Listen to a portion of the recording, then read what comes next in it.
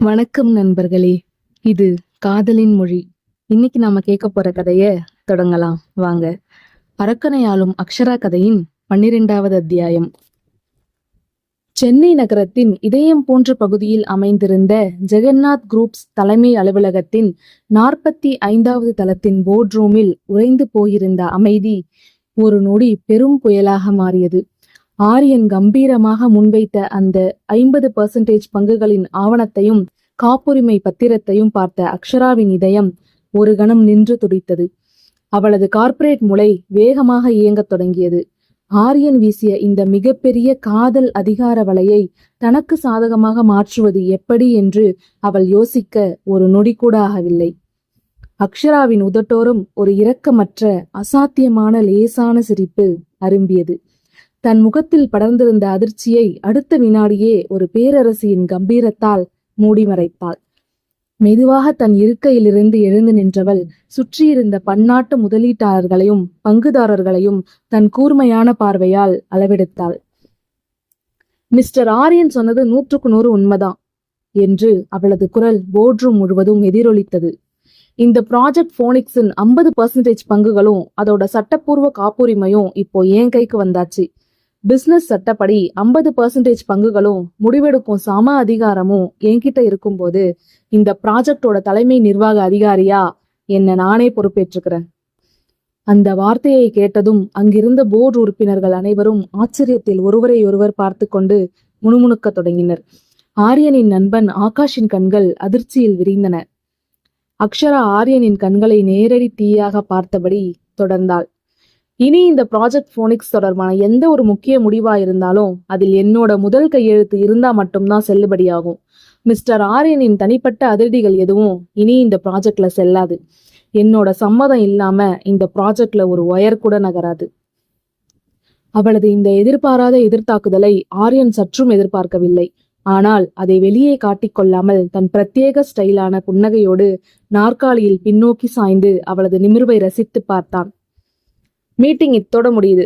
Thank you gentleman என்று அக்ஷரா தன் ஐபேடை எடுத்துக்கொண்டு கம்பீரமாக எட்டெடுத்து வைக்க அங்கிருந்த முதலீட்டாளர்கள் அனைவரும் எழுந்து நின்று அவளுக்கு வாழ்த்து கோரிவிட்டு வெளியேறினர்.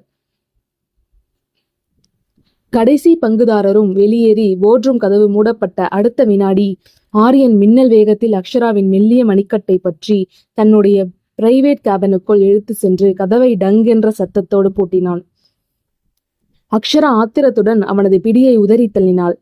கையை விடுடா ஆரியன், என்ன நினைச்சிட்டு இருக்க உன் மனசுல? 50% பங்கை என் மூஞ்சில தூக்கி வீசுனா நான் உனக்கு கட்டுப்பட்டு நடப்பேன், உன் பிச்சைக்காக காத்துட்டு இருப்பேன்னு நினைச்சியா? நான் உன் பிச்சையை எடுத்துக்கிட்டு வாழ வேண்டிய அவசியத்துல இல்ல என்று சீறினாள். ஆரியன் மெல்ல தன் இருக்கையில் இருந்து எழுந்தான். அவனது கோட் பொத்தானை அவிழ்த்தபடி மிகவும் நிதானமாக தன் காந்த கண்களால் அவளையே பார்த்தபடி நடந்து வந்தான். பிச்சையாடி பொண்டாட்டி. ஆரியன் அவளை நோக்கி நிதானமாக ஆபத்தான அடியை எடுத்து வைத்தான். அவனது பார்வையில் காதல் கலந்த அதிகாரம் கொழுந்துவிட்டு எரிந்தது. வாய மூட ஆரியன் என்று அக்ஷரா அவனது மார்பில் கை வைத்து தள்ள முயன்றாள். என்கிட்ட நாடகம் ஆடாத. இந்த ப்ராஜெக்ட் போனிக்ல ஏதோ பெரிய சட்ட சிக்கல் இருக்கு. இல்லைன்னா உன் கம்பெனிக்கு எதிராக நான் பண்ண போற நகர்வுகளை முடக்கிறதுக்காக நீ வீசின கார்ப்பரேட் வலை இது. உண்மைய சொல்லு, எதுக்கு என் பேருக்கு மாத்தின? அவளது கோபத்தை ரசித்த ஆரியன் அவளது கைகளை பற்றி ஒரே இழுப்பாக தன் பக்கம் இழுத்தான். அக்ஷரா எதிர்பாராமல் அவனது அகன்ற மார்பில் வந்து மோதி உறைந்து போனாள். அவள் எதிர்பாராத அடுத்த நொடியில் அவளது இடுப்பை தன் பலமான கரங்களால் பற்றி லாவகமாக தூக்கி அங்கிருந்த பிரம்மாண்டமான பளிங்கு மேஜையின் மீது அமர வைத்தான். அக்ஷரா அதிர்ச்சியில் ஆரியன் என்று அலறுவதற்குள் நொடி பொழுதில் அவளது இரு கால்களுக்கும் நடுவே சென்று அவளை தடுத்தபடி நெருக்கமாக நின்று கொண்டான். அவளது இடுப்பை தன் அகன்ற கரங்களால் இறுக்கமாக வளைத்து அவர்களுக்கு இடையே காற்று கூட புக முடியாதபடி தன்னை முழுமையாக அவளோடு பிணைத்து கொண்டான். அவனது அந்த அதிரடி நகர்வில் அக்ஷராவால் 1 மில்லிமீட்டர் கூட நகர முடியாமல் போனது. ஏய், என்ன பண்ற? இது ஆபீஸ், விடு என்ன என்று அவள் மூச்சரைக்க போராட, அப்போ நம்ம வீட்டுக்குள்ளனா பரவாயில்லையா என்று ஆரியன் அவளது முகத்திற்கு மிக அருகில் குனிந்து அவளது கீழுதட்டை தன் பார்வையால் அளவெடுத்தான். அவனது சூடான மூச்சுக்காற்று அவளது மூக்கின் நுனியில் பட்டது. இந்த அசுரன் தான் சாம்ராஜ்யத்தை யாருக்காக உருவாக்குனான்னு உனக்கு இன்னும் புரியலையா அக்ஷரா இந்த 1000 கோடி ப்ராஜெக்ட் மட்டும் இல்ல, இந்த ஆரியன் ஜெகநாத்தோட ஒவ்வொரு மூச்சும், அவனோட உயிர் வரைக்கும் எல்லாமே உனக்கு தான் சொந்தம் என்று அவனது ஆழ்ந்த குரலில் காதலை குழைத்து முணுமுணுத்தான். அக்ஷராவின் இதயம் கட்டுக்கடங்காமல் துடித்தது. பொய், எல்லாமே பொய், என்ன உசப்படுத்த பாக்குற. அப்படியா என்று ஒற்றை புருவத்தை உயர்த்தியவன் மெதுவாக தன் உதடுகளால் அவளது காதோரம் உரசி கழுத்து வளைவில் ஆழமான முத்தத்தை பதித்தான். ஆ, ஆரியன்! அக்ஷராவின் உடலெங்கும் மின்சாரம் பாய்ந்தது போல் சிலிர்த்தது. அவளது ஈகோவும் கோபமும் அவனது இந்த அதிரடி தீண்டலில் உருகத் தொடங்கின. அவனது தலைமுடியை கோதி பின்னுக்கு தள்ள முயன்ற அவளது விரல்கள் தன்னிச்சையாக அவனது தோள்களை இறுக்க பற்றி கொண்டன. அவனது உடலின் அனல் கதகதப்பும் காந்த கண்களின் கூர்மையும் அவளது எதிர்பார்ப்பை எல்லாம் சுட்டரித்தன. அவனது வெப்ப மூச்சுக்காற்று தன் முகத்தில் நேரடியாக படபடக்க அக்ஷராவின் நெஞ்சுக்கூடு கட்டுக்கடங்காமல் அடித்து கொண்டது. உண்மைய சொல்லவாடி என் பேரரசி என்று அவளது காதோரம் குனிந்து தன் ஆழமான வெண்கல குரலில் முணுமுணுத்தான் ஆரியன். இந்த கார்ப்பரேட் உலகத்துல எல்லாரும் என் அதிகாரத்துக்கு முன்னாடி மண்டிடுறாங்க. ஆனா என் பேரரசியா நீ மட்டும் என் பக்கத்துல நிமிர்ந்து நிக்கணும். அதுக்கு இந்த 50% பங்குகள் இல்லடி. இந்த அசுரனோட அகண்ட சாம்ராஜ்யமே உனக்கு கம்மிதான். அவனது அதிகாரம் மிக்க நெருக்கத்திலும் தப்ப முடியாத அந்த அணைப்பிலும் அக்ஷராவின் கோபமெல்லாம் பனி என உருகி அவளது நரம்புகளில் புதுவித மின்சார சிலிர்ப்பு பரவத் தொடங்கியது.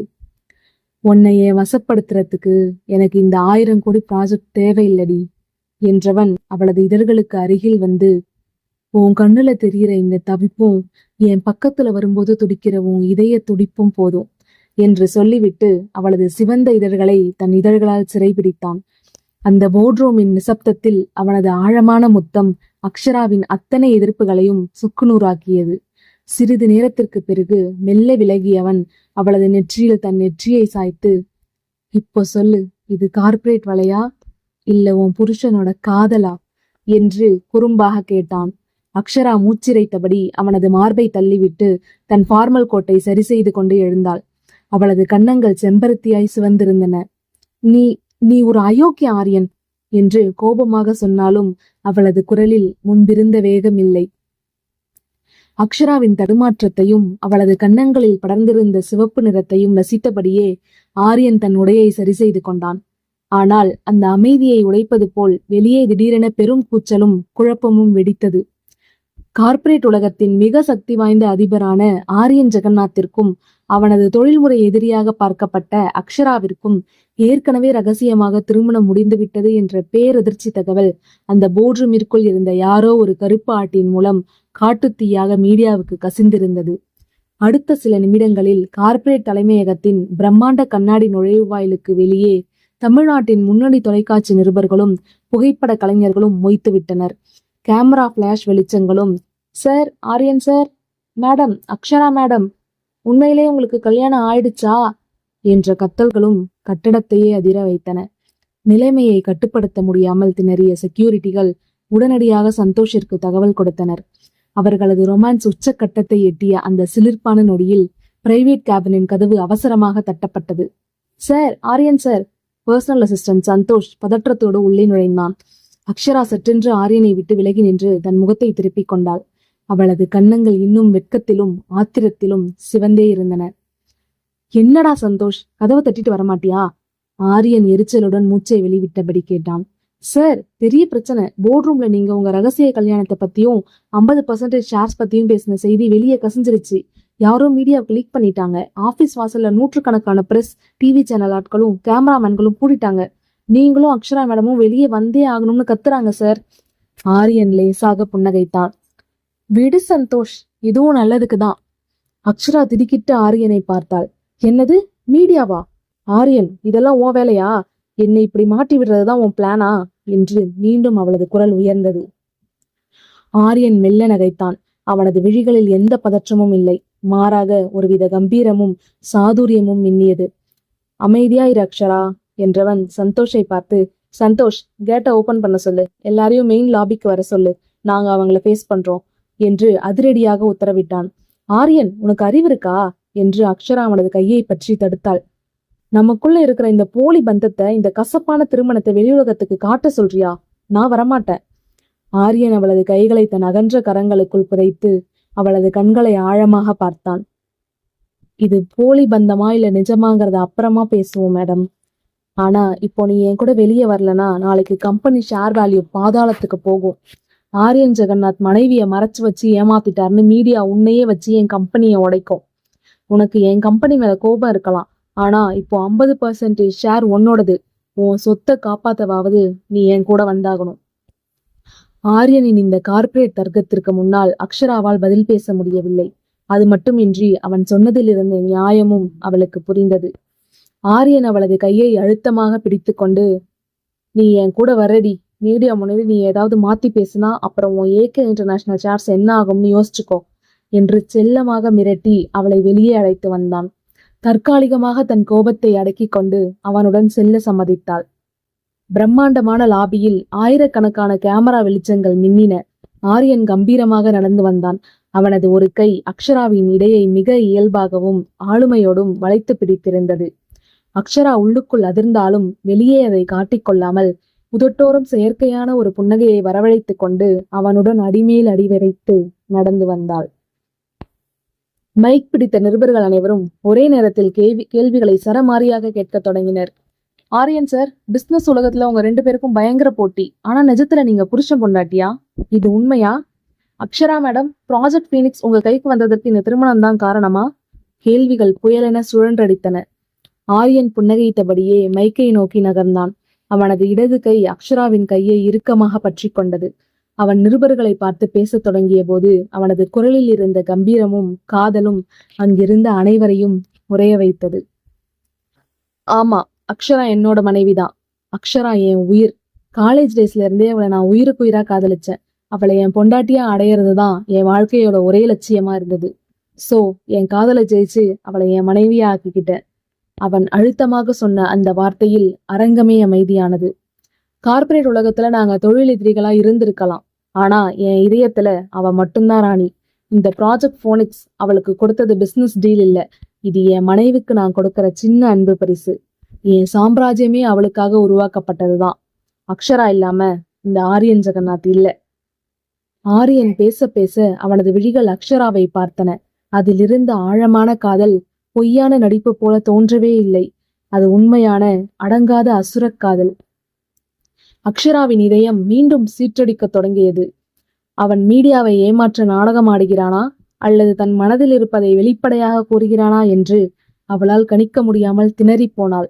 அங்கிருந்த நிருபர்கள் அக்ஷராவிடம் மைக்கை நீட்டினர். மேடம், ஆரியன் சொல்றது நிஜமா? நீங்களும் இவரை அவ்வளவு காதலிக்கிறீங்களா? அக்ஷராவுக்குள் கோபம் கொப்பளித்தது. அட பாவி, என்ன ஒரு பொய் என்று மனதிற்குள் நினைத்தாலும் மீடியா முன்னாடி உண்மையை சொன்னால் தன் கம்பெனியின் பெயர் கெட்டுவிடும் என்பதால் வேறு வழியின்றி போலி புன்னகையை முகத்தில் வரவழைத்தாள். ஆரியனின் இடுப்பில் தன் கரங்களை அழுத்தி அணைப்பது போல காட்டி அவனது நரம்பை கிள்ளி பிடித்தபடியே, எஸ், ஆரியன் சொல்றது உண்மைதான். நாங்க 2 பேரும் ரொம்ப சந்தோஷமா இருக்கோம் என்று பற்களை கடித்து கொண்டே சிரித்தபடி பதில் சொன்னாள். அவளது பதிலை கேட்டு ஆரியன் தனக்குள் கெத்தாக சிரித்து கொண்டான். நாங்க பிசினஸ்ல எவ்வளவோ கடுமையான போட்டியாளர்களா இருந்தாலும் எங்களுக்குள்ள இருக்கிற காதல் ரொம்ப ஆழமானது. அது வெளியுலகத்துக்கு இப்போதைக்கு கொண்டு வரக்கூடாதுன்னு தான் மறைச்சு வச்சிருந்தோம். பட் இப்போ உங்களுக்கு தெரிஞ்சிருச்சு. ஐ am very happy to be his wife. அவள் சொல்லி முடித்ததும் ஆரியன் அவளை ஒரு மாதிரியாக பார்த்தான். அவளது நாடகத்தை கண்டு அவனது உதடுகளில் குறும்பு புன்னகை பூத்தது. மெதுவாக குனிந்து மீடியாக்களின் கேமராக்கள் முன்பாகவே அவளது நெற்றியில் ஆழமாக ஒரு முத்தத்தை பதித்தான். சுற்றிலும் கேமரா பிளாஷ்கள் சடசடவென வெடித்தன. அக்ஷராவின் முகத்தில் உண்மை வெட்கமும் லேசான அதிர்ச்சியும் கலந்து செம்பருத்தியாக சிவந்தது. ஆரியன் உடனே மைக்கை வாங்கி உரத்த குரலில் அறிவித்தான். And one more important news. எங்க கல்யாணம் மிக எளிமையா நடந்ததால அதை பெரிய லெவல்ல கொண்டாட முடியல.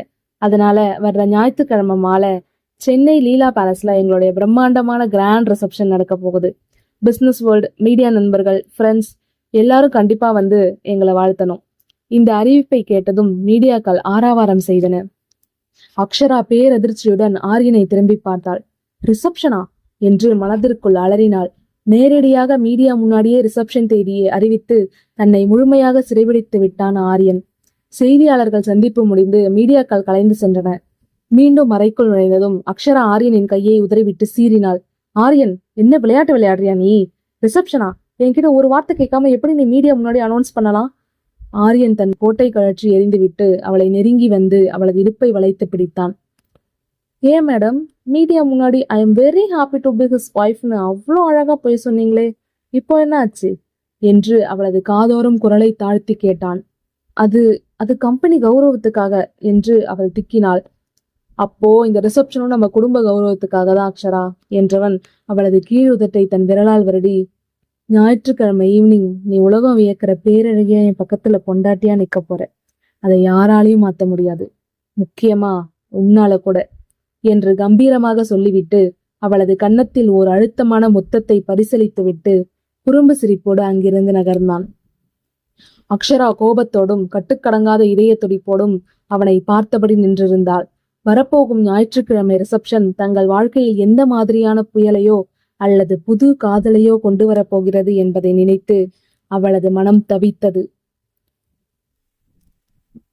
அதே நேரம் இந்தியாவிலிருந்து பல்லாயிரம் மைல்களுக்கு அப்பால் மலேசியாவின் தலைநகரான கோலாம்பூரின் விளிம்பில் அமைந்திருந்த அந்த பிரம்மாண்டமான மலை உச்சியில் அமைந்திருந்தது அந்த சொகுசு பங்களா.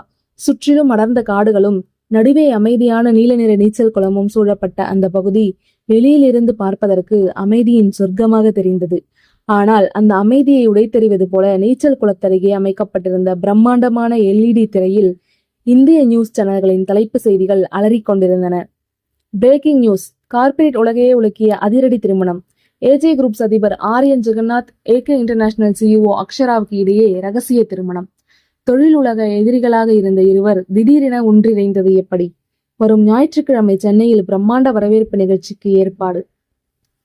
தொலைக்காட்சி ஆங்கரின் குரல் எதிரொலித்துக் கொண்டிருக்க நீச்சல் குளத்தின் கரையில் வைக்கப்பட்டிருந்த ரோல்வுட் நாற்காலியில் ஒருவன் சாய்ந்து அமர்ந்திருந்தான். அவனது வலது கையில் விலை உயர்ந்த ஒற்றை விஸ்கி கிளாஸ் சுழன்று கொண்டிருந்தது. செய்தியை கேட்ட கணத்தில் அவனது சுழன்ற கைவிரல்கள் சட்டென்று இறுகின. அவனது உதடுகளின் ஓரத்தில் ஒரு கொடூரமான நச்சுத்தனமான புன்னகை மெல்ல படர்ந்தது. அவனது கூர்மையான கண்கள் திரையில் தோன்றி மறைந்த ஆரியன் மற்றும் அக்ஷராவின் புகைப்படங்களை உற்று நோக்கியது. அவன் வேறு யாரும் அல்ல, விக்ரம் ரத்தோர். ஆரியன் ஜெகநாத் மற்றும் அக்ஷரா இருவருக்குமே சர்வதேச தொழில் சந்தையில் சிம்ம சொப்பனமாக விளங்கும் சர்வதேச கார்ப்பரேட் குற்றவாளி. சட்டத்தின் சந்து பொந்துகளில் புகுந்து எதிரிகளை சத்தமில்லாமல் அழிப்பதில் கை தேர்ந்த நிழல் உலக தாதா. அந்த நேரத்தில் அவனது பர்சனல் அசிஸ்டன்ட் மூச்சரைக்க ஓடி வந்தான். அவனது கைகளில் இருந்த டேப்லெட்டில் சில முக்கியமான ஆவணங்கள் மின்னின. சார், நியூஸ் உண்மைகள் தான் சார். ஆரியனும் அக்ஷராவும் திடீர்னு கல்யாணம் பண்ணிக்கிட்டாங்க, அது மட்டும் இல்ல என்று நிறுத்தியவன் விழுங்கிவிட்டு தொடர்ந்தான். நமக்கு கிடைச்ச அதிர்ச்சி தகவல் என்னன்னா, ஆரியன் தன் உயிருக்கு உயிரான ப்ராஜெக்ட் போனிக்ஸ் இருந்த 50% ஷேர்களை அக்ஷராவோட பேருக்கு அதிகாரப்பூர்வமா மாத்தி எழுதிட்டான் சார். இதை கேட்டதும் விக்ரம் ரத்தோர் தலையை பின்னாடி சாய்த்து உறக்க சிரித்தான். அந்த அடர்ந்த காட்டுப்பகுதியில் அவனது சிரிப்பு ஒலித்து எதிரொலித்தது. அந்த சிரிப்பில் சந்தோஷத்தை விட வஞ்சகமும் பழிவாங்கும் வெறியும் தான் தாண்டவமாடின. ஆரியன் ஆரியன் என்று முணுமுணுத்தவன் சட்டென்று எழுந்து நின்றான். இத்தனை வருஷமா உங்க 2 பேரையும் வீழ்த்துறதுக்கு ஒரு சரியான வழியோ பலவீனமோ கிடைக்காம நான் காத்துக்கிட்டு இருந்தேன். ஆரியன் ஒரு பக்கம் தன் கோட்டையை இரும்பு வெளியா மாத்தி வச்சிருந்தான். அக்ஷரா இன்னொரு பக்கம் தான் புத்திசாலித்தனத்தால என் வழிகள்ல முட்டுக்கட்டையா இருந்தா. 2 பேரையும் தனித்தனியா வீழ்த்துறது எனக்கு எவ்வளோ கஷ்டமா இருந்தது. சொல்லி முடித்த அடுத்த நொடி டமார். அவன் கையில் வைத்திருந்த விஸ்கி கிளாஸை அங்கிருந்த பளிங்கு தரையில் ஒரே அடியில் அடித்து நொறுக்கினான். கண்ணாடி துண்டுகள் நாலாபுறமும் சிதறி தெரித்தன. அசிஸ்டன்ட் பயத்தில் ஒரு அடி பின்வாங்கி நின்றான். விக்ரம் தன் விரல்களில் கசிந்த இரத்தக்கரையை பொருட்படுத்தாமல் உடைந்த கண்ணாடி துண்டுகளை பார்த்தபடியே கொடூரமாக பேசத் தொடங்கினான். ஆனா இப்போ எனக்கு வேலையை எவ்வளோ சுலகமாக்கிட்டீங்கடா. ஆரியன், நீயே உன் கையாலும் பலவீனத்தையும் என் இன்னொரு எதிரியான அக்ஷராவையும் ஒரே இடத்துல கொண்டு வந்து சேர்த்துட்ட. அவனது கண்களில் பழிவாங்கும் வெறி தாண்டவமாடியது. அக்ஷரா, அவ சாதாரண பொண்ணு இல்ல. அவளுக்கும் ஆரியனுக்கும் நடுவுல இருந்த அந்த பழைய பிசினஸ் எதிர்ப்பும் ஈகோவும் எனக்கு நல்லாவே தெரியும். இத்தனை நாளா எனக்கு தனித்தனியா எதிரியா இருந்த 2 பேரும் இப்ப ஒரே கூட்டுக்குள்ள வந்துட்டாங்க. அதுவும் அந்த 50% பவர் அவ கைக்கு வந்திருக்குன்னா அது ஆரியனுக்கும் ஆபத்து, உனக்கும் சேர்த்துதான் அக்ஷரா. ஒரே கல்லுல 2 மாங்காய். அக்ஷராவை வச்சே ஆரியனை அழிப்பேன், அப்புறம் ஆரியனை வச்சே அக்ஷராவை முடிப்பேன். தன் அசிஸ்டண்டின் தோளை பற்றி அவனது கண்களை நேருக்கு நேர் பார்த்து உத்தரவிட்டான் விக்ரம். உடனே சென்னைக்கு முதல் ஃப்ளைட் டிக்கெட் புக் பண்ணு. நம்ம ஆட்களுக்கு மெசேஜ் போயாகணும். ஞாயிற்றுக்கிழமை நடக்க போற அந்த பிரம்மாண்ட ரிசப்ஷன்ல தான் 2 பேரோட சாம்ராஜ்யத்துக்கும் சேர்த்து நான் முதல் கொள்ளிய வைக்க போறேன். அவன் கண்கள் வெறியுடன் மின்னின. ஆரியன் கட்டின இந்த கோட்டைய அவனோட பொண்டாட்டி அக்ஷராவை வச்சே நான் தகர்க்கிறேன் பாரு. ஆட்டம் இப்போதான் சூடு பிடிக்குது. கார்ப்பரேட் போர்ட் ரூமில் பேனாக்களாலும் ஷேர் மார்க்கெட்டாலும் நடந்து கொண்டிருந்த அந்த போர் இப்போது திருமண வரவேற்பு மேடையை நோக்கி நகரத் தொடங்கி இருந்தது. சென்னை லீலா பேலஸ் ரிசப்ஷன் மேடையில் கேமராக்களுக்கு முன்னால் சிரிக்கப் போகும் ஆரியன் அக்ஷரா ஜோடியை வீழ்த்த விக்ரம் ரத்தோர் இறக்கப் போகும் அந்த முதல் பேரழிவு காய நகர்வு என்னவாக இருக்கும்? ஆரியனின் அதிரடி அணைப்பிலும் காதலிலும் தடுமாறும் அக்ஷரா இந்த ரிசப்ஷனை பயன்படுத்தி தன் சுதந்திரத்தை மீட்கப் போகிறாளா, அல்லது ஆரியனின் உண்மையான காதலை உணர்ந்து அவனது பேரரசியாக மாறப்போகிறாளா? அடுத்த அத்தியாயத்தில் அனல் பறக்கும் சம்பவங்களுடன் சந்திப்போம். இந்த ஸ்டோரியோட கண்டினியூவேஷனை தெரிஞ்சுக்க நம்ம சேனலை சப்ஸ்கிரைப் பண்ணிக்கோங்க. நன்றி.